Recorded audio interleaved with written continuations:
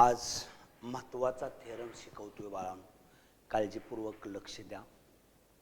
Basic proportionality theorem BPT Thales theorem आहे. Thales theorem काय दिला बा, if a line parallel to a side, if a line parallel to a side of a triangle intersect other sides into distinct point, वेगवेगळ्या point मध्ये, then the other sides are divided by in the same ratio by it.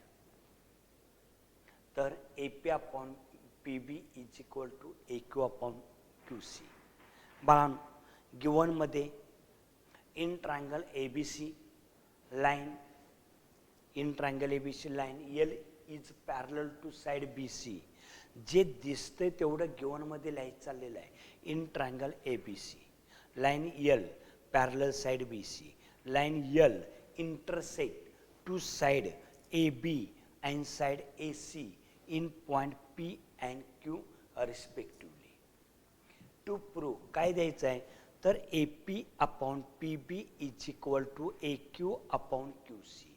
हे ratio द्यायचे आहेत. मग आता base द्यायचा आहे, height equal दिली पाहिजे.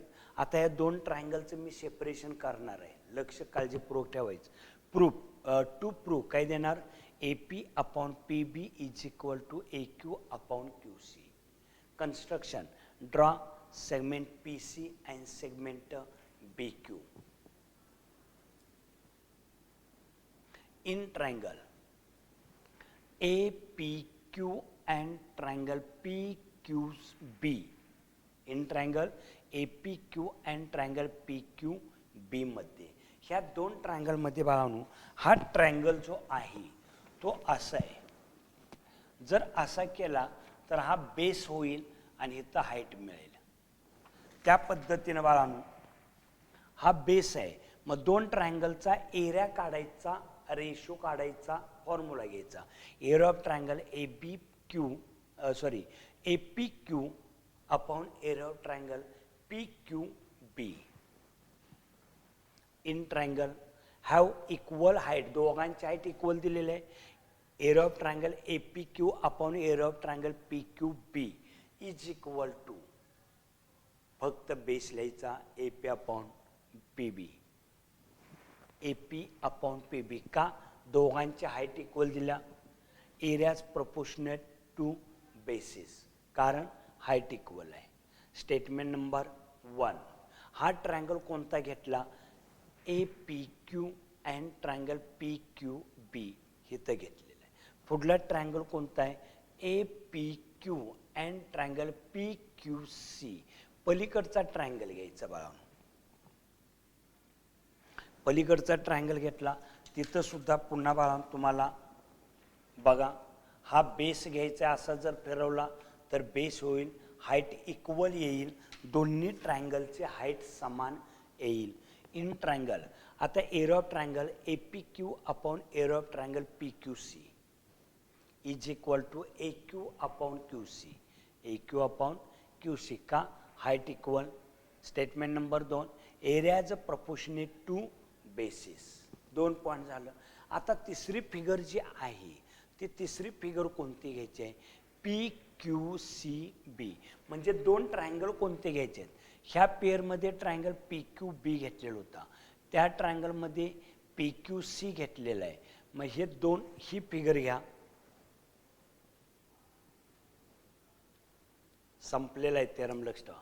Segment PQ is a common base, कोणत्या ट्रायंगलचा, PQB अँड ट्रायंगल PQC. ह्या दोन ट्रायंगलचा PQ कॉमन बेस दिला आणि PQ पॅरलल BC गिवन मध्ये दिलेला आहे. म्हणजे दोन्ही ट्रायंगलची हाईट सुद्धा काय झाली, इक्वल झाली. बेस कॉमन झाला, इक्वल हाईट झाली. मग एरिया कसा असणार, इक्वल, समान असणार. Segment PQ is common base of triangle PQB and triangle PQC. Segment PQ is parallel to BC given, hence therefore triangle PQB and triangle PQB and triangle PQC have equal height and equal base. Therefore, area of triangle PQB is equal to area of triangle PQC. Statement number 3. आता from 1, 2 and 3 PQB ला PQC दिलाय. PQB ला PQC दोन्ही triangle equal असतील, हे दोघे equal असतील, तर हे दोन्ही रेशो इक्वल येतील आणि हे दोन्ही रेशो इक्वल आले की हे दोन्ही पॉइंट इक्वल येतात. फ्रॉम 1, 2 and 3 बघा, ह्याला हा इक्वल आहे, याला हा इक्वल आहे. मग दोघे इक्वल असतील तर त्या दोघांचं रेशो सुद्धा इक्वल येणार. Hence the theorem is proved. गणित संपलं बाळा. थेरम व्यवस्थित बघा आणि प्रॅक्टिस लिखाण केलं पाहिजे बघा.